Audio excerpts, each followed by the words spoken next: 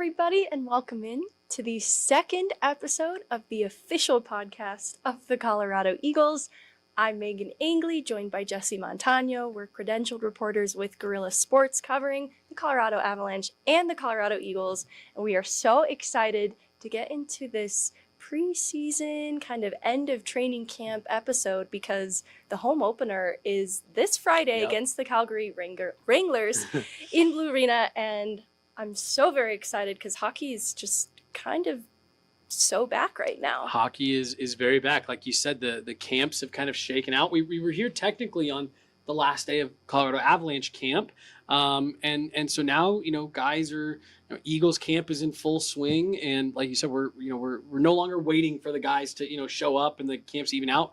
Nope, we know roughly who's going to be there, and we've got a date of Friday, and you're going to be there in the building. Yes. At least you. We might have a whole crew of us up there. Oh yeah. But Meghan, for as much as you and I, spent again today the last day of Avs camp talking about that being an exciting team that they've got going, I think part of the reason why it's so exciting to get Eagles going as well is that this is a team that can compete for a Calder Cup.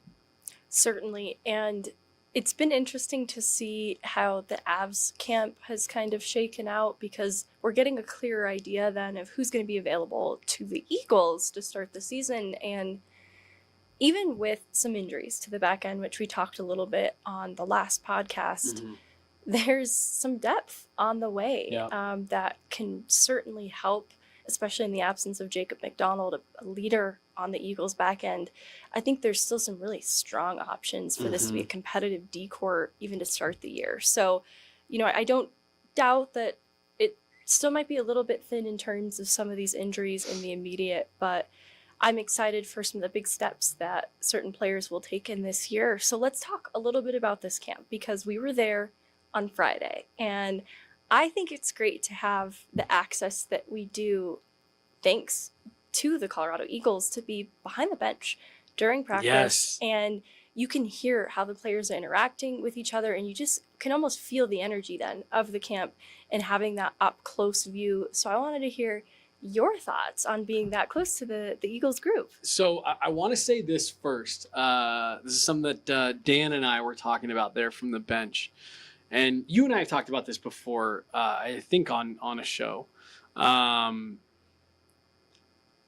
You think about, AHL, it's not quite Meghan, these guys are so good. Yes. It is ridiculous. Like, people I just don't think quite have the right appreciation level for the skill level that exists in the American Hockey League.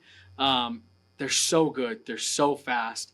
And what I liked about being up close with this group is it feels already like a really tight-knit group of guys. Just so much chatter on the ice, so much talking, in line as guys are waiting for drills, not just talking about the drill. Hey, what do we do here? Having fun, giving each other a hard time. A lot of what we see, we talked so much in the last few years about, the Avs missed, that bit of Gabe Landeskog, the cheering at practice, banging on the board, smacking their sticks on the ice. There was that going on all over the place at Eagles camp. It's a group that really seems to, believe in each other and believe in the goal of what they can accomplish. And again, I think that's rare because AHL rosters usually are a little bit of a jumble. You don't know who's going to be there, and guys are getting called up, and this, that, and the other. There feels like there's a different energy in the air around this Eagles group. It does not feel like your average AHL team, and I think there's a large part of that. It's a testament to the way the team was built. Yeah, it's certainly by design, and I like the call out about the closeness of the group. That was my immediate impression as well, and I do attribute that to a lot of the same returning players to get excited around. I love that they did that shootout drill at the end of camp practice. Like, this used to be called Orange Lemon back at DO, so I'm sure there's different names for it, different camps, because they did a similar thing in the skills competition. and very fun. Chase Bradley won it in the skills competition that the Avs hosted here for FanFest.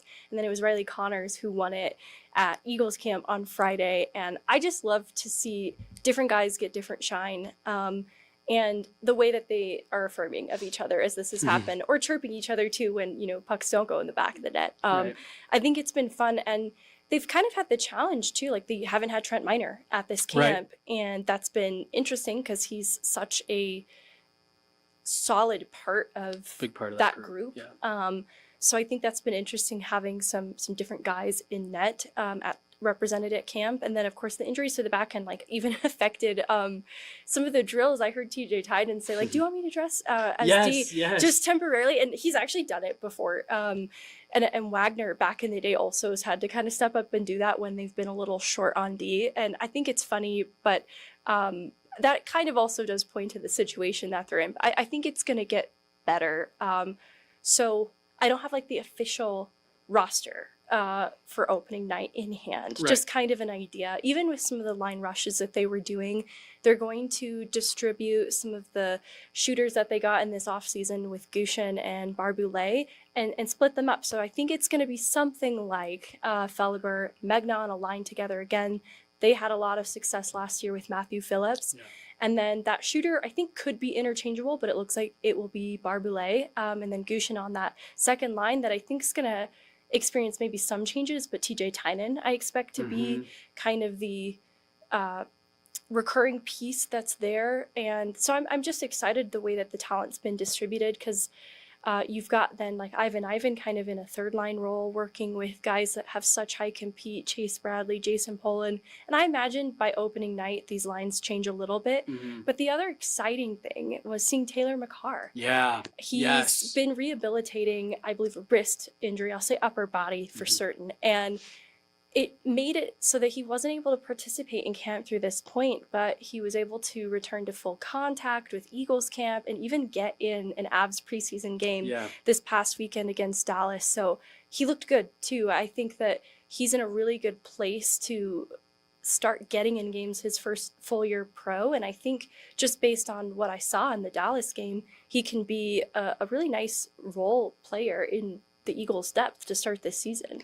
Well, and with that, it feels like the last couple of years, with the way that the Avalanche have gone into, the start of seasons with injuries and uncertainty and stuff like that, it almost feels like Taylor McCarr would be a guy that we're talking about, could get a call up here pretty quick. And again, just what excites me about this Eagles group is, as the Avs depth has built out, as we've talked about on our Guerilla Sports Off Ice podcast, as the Avs have built their depth out, well, it's trickled down. And then on top of that, as we've talked about, we talked about on the first episode, Ken McDonald did such a good job building out this Eagles group that you're sitting there and you can just be excited about what Taylor McCarr, is where I'm going with all this, can do for the Eagles this year. And while, it'd be great, to see all of these guys get a call up at some point throughout the year and get some of those reps in.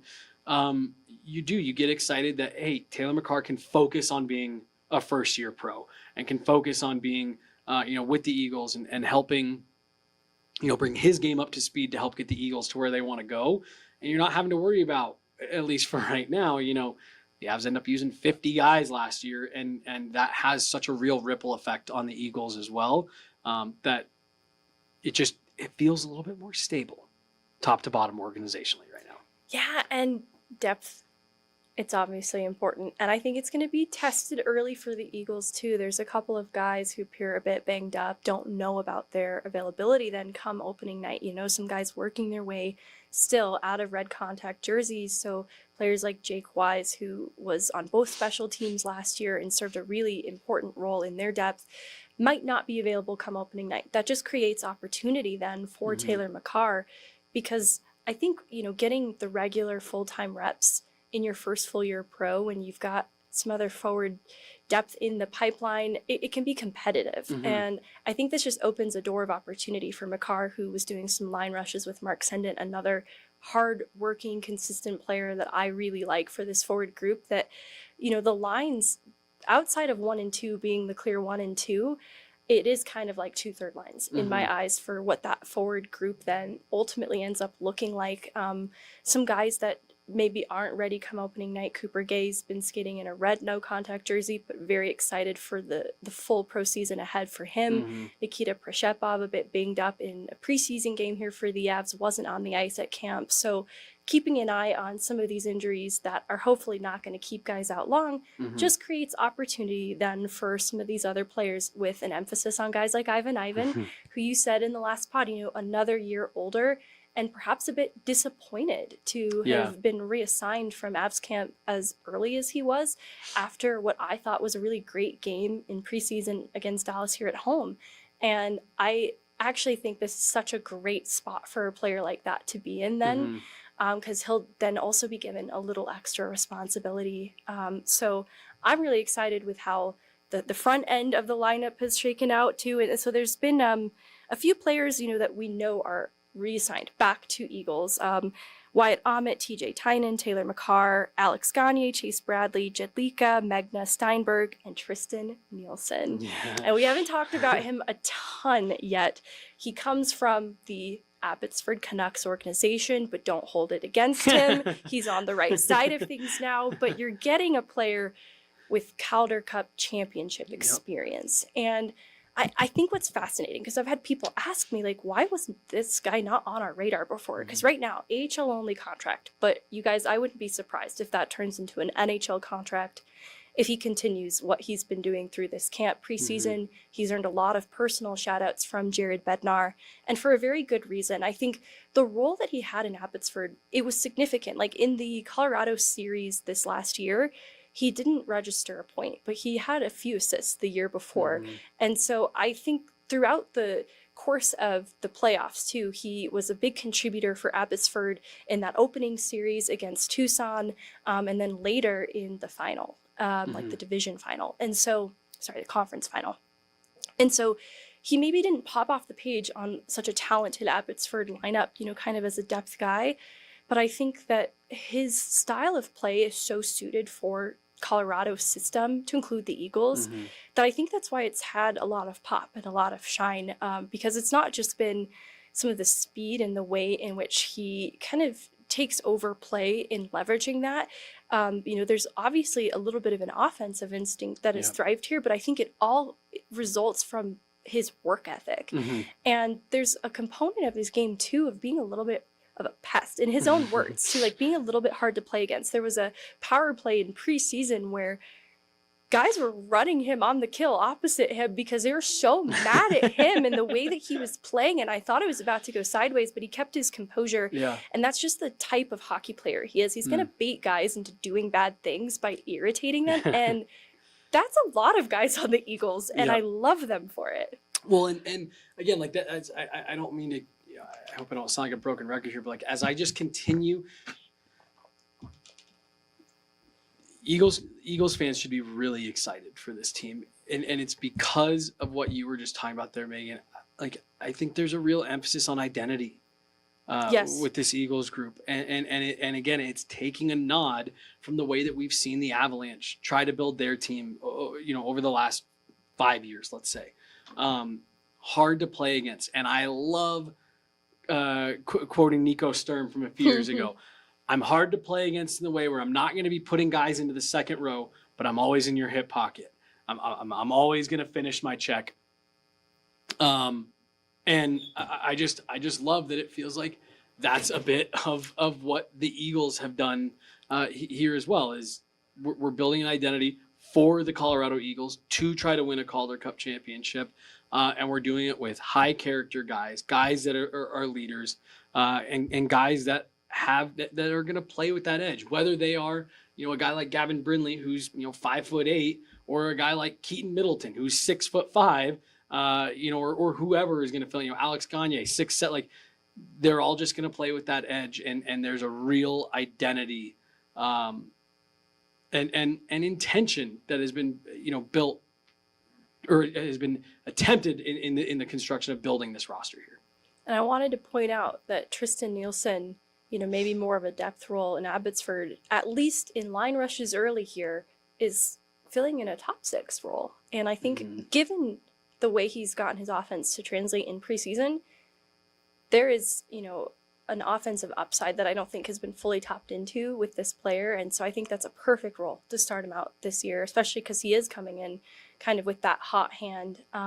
So I think Eagles country is going to forgive everything very quickly in now having a player like this on the right side of things. And you mentioned Keaton Middleton there, so I want to turn the attention to the back end in just a second, but let's also just hear from Mark Letestu for a second and kind of get his thoughts on the camp, the energy around it as of this last Friday.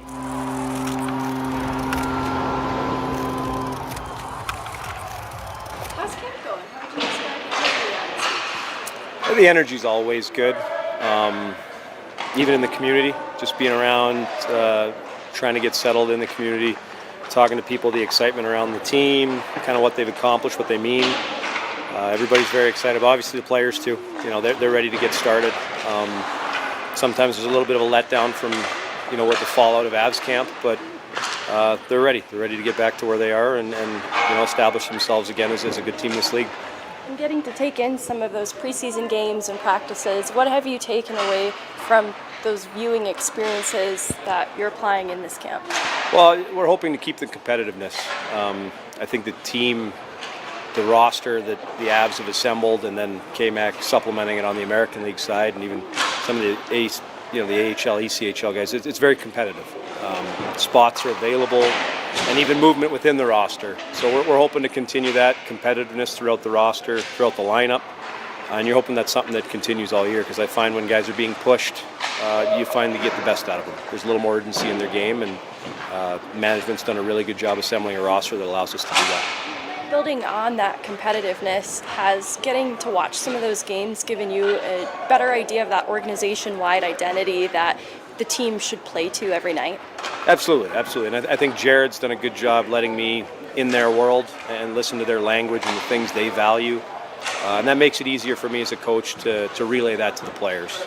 Because ultimately, most of the guys' goal here is to play in the NHL. So when I know what those coaches are looking for, management is looking for, it's easy for me to pinpoint exactly what parts of their game need to improve.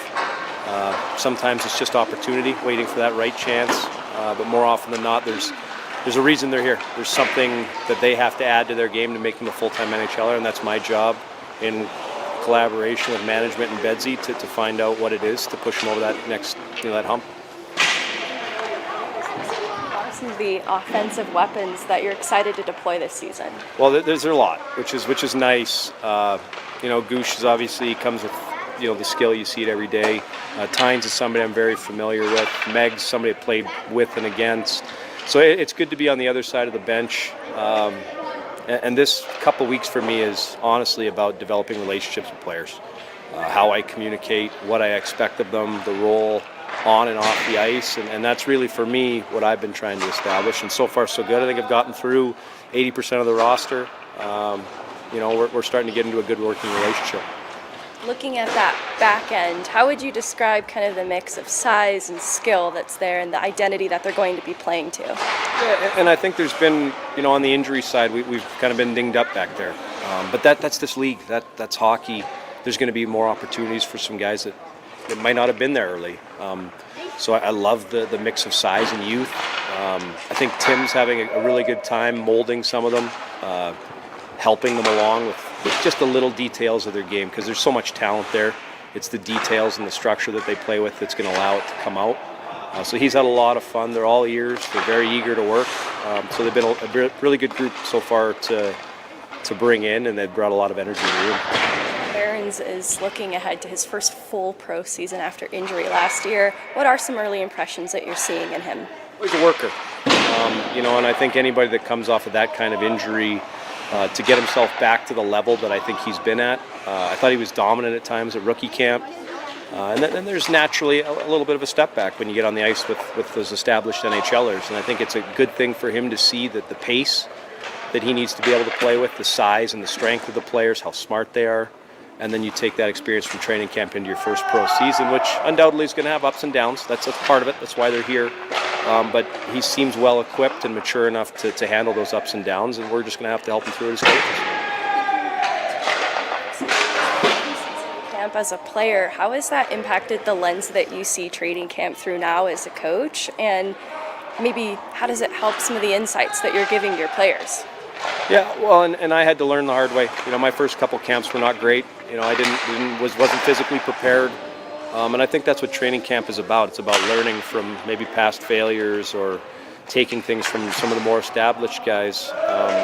From my first year to my second year, I took care of my body. It helped with confidence, and then you get rewarded with some points, and then you just build on it from there. And any confidence and success you take from training camp carries over to the American League season. So there's some guys that had some really good camps with the Avs. Lots of showings, which is always a good thing. That means somebody's interested in seeing you again, and I hope they take that confidence and ride that momentum into a good American League season. And for those players that maybe didn't make the opening night roster for the Avs straight out of camp, maybe you're feeling a little disappointment, how do you keep their confidence high and also focus on the balance of what they need to push them to grow? Yeah, training camp's funny because I think there's different goals for different players, meaning that not everybody has a chance to make the opening day roster for the Avs. Sometimes there's jockeying for position for the first call-up. Sometimes it's adjusting where you fall in the depth chart in the American League. So there's always goals, whether or not they make the team. I've seen a Tristan Nielsen get on the radar, so to speak, just by his play. He was probably never able to make that team, but he's put himself in the conversation in a good way. So there's always things to be gained that's not always the roster. Some of the players that maybe were expecting to make it that didn't, you're hoping you just learn from it, right? There's something about your game that you weren't ready or they deemed you weren't ready, whether it was opportunity or some skill set. Come down here, work a work ethic. You're right there knocking on the door. And the opportunity is going to come. Just be ready for it when it's available. And you've talked about this a little, but when you've got a player who has a top six toolkit through this point, but the need for the Avs is more of a bottom six role with blue collar habits, how do you ensure that they're still getting the minutes and the reps for the offensive opportunities that they're equipped to handle, while still priming them for kind of that blue collar role that they're eyeing for in the future one day? And the blue collar, it gets thrown around as just kind of a dump it in, run into people. I think coaches are more looking for trustworthy players. So when they're down here, it's the details of being in the right position, making the small plays, but also the top six skill. If you can find a way to add, that trustworthy reliability in the bottom six, you've got yourself a player, right? And they're never going to lose that skill where injuries happen. Maybe they can push up the line. So I don't think necessarily that the skill guys are limited or it has to be a blue-collar type. I think it just has to be a trustworthy player. So the guys that are giving me those minutes, that's how they earn their minutes, right? They have to be trustworthy. So that way when Bedsy calls, this is my guy, that's how they get their chance up top. To the season opener here against Calgary. Is it too early to start the pre-scout process and working on that with your players? And are you excited to do that for the first time as the head coach? Yeah, I think I am. I'm more excited to see how my staff operates. I've divvied up the roles where we're going to dive into our first team, right? Whether it's the special teams. And that first game in the American League can be tricky because you're not going to have any film of the American League team together. You're mostly going to go off the NHL. So there's a little bit of guesswork, but it's always fun to break it down. And then from Friday to Saturday, the review, it's a lot of fun. And that's what we as coaches, we appreciate. That's kind of our job.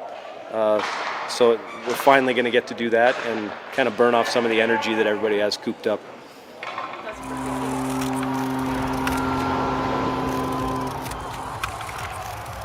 That was head coach Mark Letestu, Eagles Country. I'm really excited for you guys to get to know him too as the new bench boss. How do you feel about that, bench boss? I like it. You like it's a good it? one. Yep. Feels a little unnatural for me to say, but I think you guys are going to love him. He's a really calm approach, but just seeing his fit on the ice with the players, it seems like they connect immediately, and I'm excited for that. Well, and he's just got a there's an intensity to him. Very intense, yes. Like he is calm and intense at odds with each other? Well, no, and that's so I'm actually trying to find the right way of saying it because like he strikes me as a guy who is a bit of a player's coach. Yes. I mean, he played with Jason Meghan, you know what I mean? Like, so he played for a long time, so he understands what it's like to be on the player's side of things. but he's not a traditional players coach where it's like, I'm keeping it super fun and super light all the time. He's businesslike. Very businesslike. And again, I think it's something that this being a guy that we didn't know, personally, obviously we both recognize the name right away when he was hired by the Eagles, but not a guy that we were super familiar with, on a personal level. And now just getting to know him a little bit here and seeing him on the ice, seeing the way he interacts with those guys. I think having the right coach for the right team is really important. And I think that's what they found here. And again, maybe it's not always the obvious, again, not that Mark Letestu wasn't the obvious choice, just we weren't super familiar with him. Wasn't a guy who was on our radar. Right. Now seeing him settle in here a little bit, I get it. I get why he was the guy. Yeah, he's a really steadying presence that is also very locked into details. And so I think this is a group too, because you set it off the top, is priming themselves for Calder Cup ambitions. And I think that's exactly the type of leadership that you need represented behind the bench. So I'm excited to see some more of that. And I'm also excited to see how this back end comes together. I promised we would revisit how it's kind of shaking out. And there have been a few guys from the Eagles who impressed up with Avs main camp. So just looking off the top, it's possible Jack O'Shawn will be up with the Avs come opening night as we record this. That's a possibility. Yep. And it's because he's had a great camp. He's earned a lot of trust with Jared Bednar, and Eagles fans know exactly why that is. It's not just his offensive instinct, too, in the way in which he can command a power play for the Eagles. It's his skating ability. He's very dynamic. And I think that he was sorely missed too. Like in the playoffs, he experienced a little bit of injury, and I think his absence was felt. And it's one of those things, like having him fully healthy, and not just fully healthy, but having a great camp up with the Avs should be a very encouraging thing then for when he does eventually return to help the Eagles back end, especially without the talents of Jacob McDonald to start the year. I think that Jack O'Shawn has emerged as a leader for this D-core alongside Wyatt Ahmet, who also had a strong camp up with the Avs, and it's his reliability in his own end that has earned him a lot of trust, and some personal shout-outs from Bednar after making his NHL debut last year. And he's just a really highly competitive warrior on the ice. And I love, too, like, he adds a little levity. You can see it getting on, I won't say on the ice, I wasn't on the ice, but getting up close to the ice. When he jumps on the ice with Meghan, she can just see it. You can just right really there. feel the levity. No, but you could see it, the way that he makes his teammates laugh. That's just a wholesome shout out. But yeah, those are the guys that I think you're kind of heading up the back end at the start. And then there's this interesting Keaton Middleton component who graduated to the NHL this last year and became a mainstay, just never came back down. And so was even introduced as Colorado Avalanche defenseman Keaton Middleton at the Eagles playoff games that we were at. And it's a testament to, the work that he had done to getting to that point. And the Avs have had some trouble in filling out that left side of their back end. And so they make a waiver claim for a lefty, and he's going to start up with the Avs Ilya Solovyov. You're familiar with him from the Wranglers organization. Yes. Actually, like, they're going to be playing them this Friday. So, wow, I didn't. I mean, I guess Solovyov won't be there, but Solovyov won't.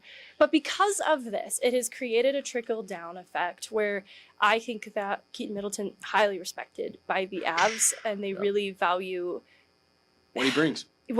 Like it's not, consistency isn't even the word that comes to mind first, but it's a part of it. You know what you're going to get in Keaton Middleton, and that is heavy, physical player, shows up with a good attitude to the rink every day, and has, more of a knack for the defensive details. And that is obviously going to be a very welcome thing for Eagles. Like you're getting a guy with a lot of NHL experience this last year, so it only makes you stronger. And I think that he's going to serve then as a really big voice and leader on this back end for the Eagles to start the year as well. Yeah, I think the experience that he got last year is invaluable. And again, I just think it lends to further of just like high character, guys who understand high pressure moments, going deep, going on deep playoff runs and understanding, what it's like to have your back up against the wall. And it's just, it's an experienced group, but I want to keep reiterating, I think there's a lot of exciting players on this roster. And again, and I say that as, if you go read a lot of what's out there, the Avs prospect pipeline is ranked near the bottom. Right. And I just disagree with that. Seeing it up close, I just disagree with that. I think there's something to be said for the path of Dennis Gilbert and Andreas Englund too, in finding themselves with ample NHL opportunity through the Eagles organization.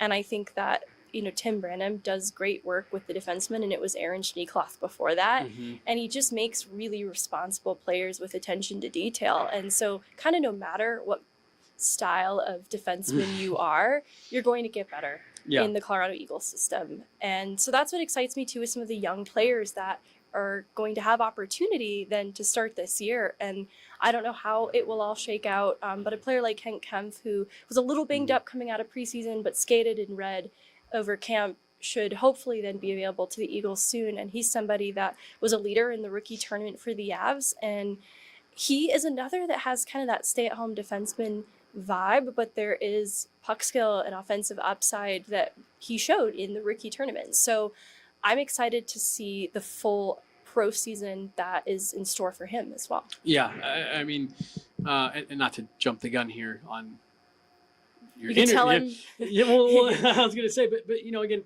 guys like a guy like Tye Felhaber, yes, as well. There's that was you asked me a minute ago about takeaways from being there at practice. The amount of guys who got called up for the Avs last year and made an impact returning. But again, just these guys that are, I don't necessarily know if toolsy is the right way to say it, but just, high seal guys that play a little mean, that good leadership. I haven't had a single conversation with a single guy up in Loveland where it's not like, wow, great dude, high character yes. guy. And again, I just think it's all feeding each other, and I'm with you. I don't think it's going to matter what type of player you are. It's going to be a well-balanced roster. I'm glad you shouted out Tye Felhaber, because I was thinking of him earlier when I had asked Mark Letestu about players needing to build in blue-collar habits, who maybe had a different toolkit, like just throughout their hockey journey to that point, maybe had played more of a top six role. And what I like about Felhaber is he has the obvious offensive weapons in his toolkit, but he has the blue collar things too. That's why he fits so well in a top six role. And in this system specifically, it's his nose for the net and his willingness to drive inside ice, get to the dangerous areas. And, not every player comes to this system ready to play that way. And he came ready to play that way. That's why he's found success and turned it into an NHL contract and made his NHL debut last season. Right. So Felhaber being a part of this core going into this year is just as important as having TJ Tynan back in the fold, Jason Megna back in the fold, eventually Jacob McDonald. I think Felhaber has emerged as a part of this core for the Colorado Eagles in an important way. And that's why I was excited that we got a chance to catch up with him and learn a bit about the season in store for him.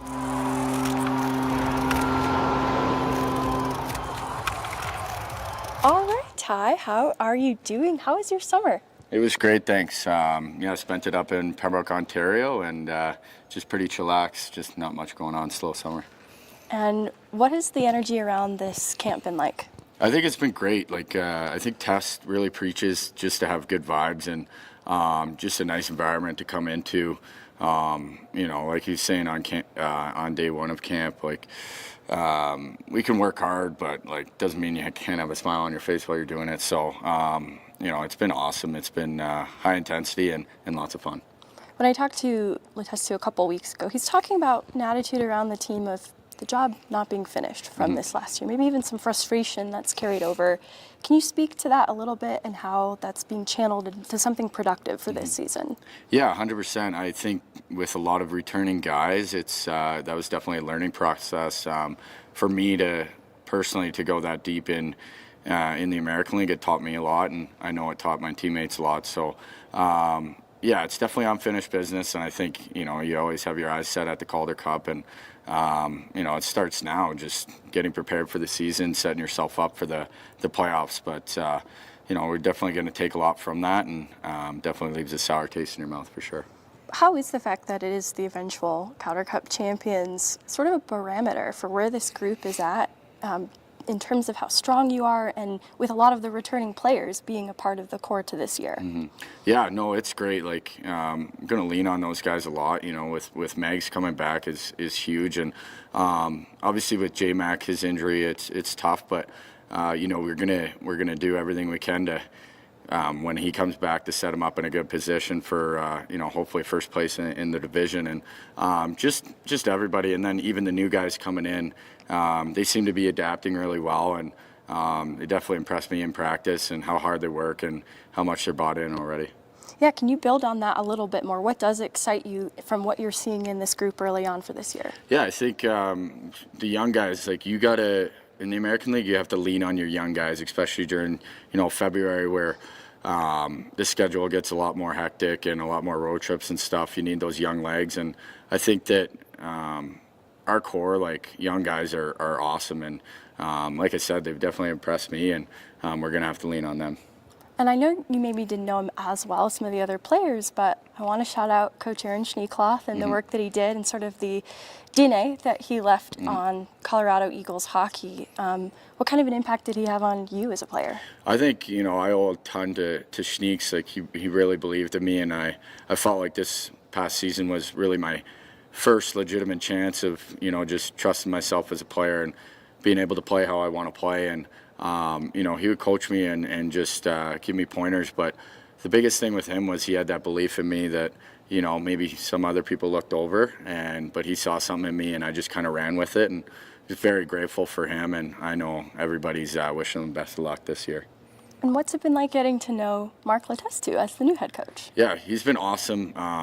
It's awesome with him where, he has 500 plus games in the NHL, and that's a huge point, because he's probably the smartest hockey mind here. He's seen everything, and definitely a guy you can just learn from. But also, I think he really relates to the players in a sense of just, having that positive attitude, bringing the good vibes, and having fun while you're working.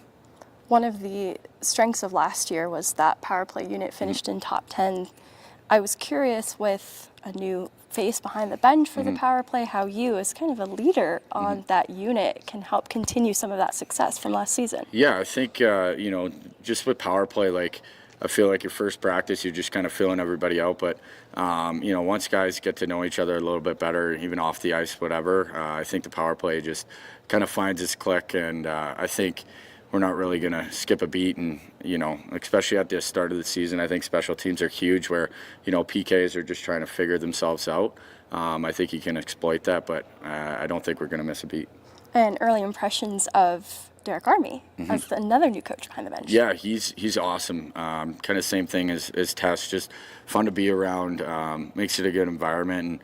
And he's really smart too. Like, I played against him as well. Like, he was coaching the Wheeling Nailers, and we had conversations when I wasn't sure where I was going to sign, and that dates back to like 3 years ago, and he was just, looking out for my best interest. I ended up going a different way, but I got to know him a bit, talking to him on the phone, and then kind of the same guy that you'd expect when he shows up every day with a smile on his face. And you want to play hard for those guys for sure. As we look ahead to the home opener against Calgary, what kinds of things are you doing to prepare? I think just, getting settled here. Camp's long. It's tiring, but we're kind of finding our step back down here again. But just taking care of my body, preparing, and, watching like a little bit of film from the exhibition games. And, it's nice to get in those and just kind of feel a game situation again, but just kind of slowing it down and watching on tape. And even stuff from last year, I find myself kind of watching that and just seeing what worked, what didn't. So I'm really excited for the start of the year. What are your personal goals for this season? Yeah, I think, I think with our team, we have such a strong group, of returners, but also the young guys coming in. So I think for me, just kind of keep it simple. I had two great line mates last year with Megs and Phillips, and right now I'm with Barry Boulay and Meghan, and I think that we're going to pick up where we left off, and BB's a great replacement as well for Philly, but those guys just help me on the score sheet wise for sure, and in all three zones. But I think just playing my game, playing that pass role, and putting the puck in the back of the net as well. I thought it'd be fun to have you pick a player not so different from how Jacob McDonald had not only a career-high season in goal, set an AHL record, but to pick a teammate that you think is due for some kind of a big step forward this season that might surprise people. Yeah, I think probably Wyatt Ahmad. I was so happy for him to get his first NHL games last year, and we all watched him and thought he did really well, and I think that he's just going to have an awesome year and be a big leader, especially with his new deal here. He's back here for another year, so I think he's going to lead that D-core, and especially with J-Mac out, like he's going to have to step up as well. And I think a lot of people kind of don't realize how good offensively he is too with his shot and his one-timer and stuff. So I think he could fill that role too. So I'm really pulling for him. I love that answer.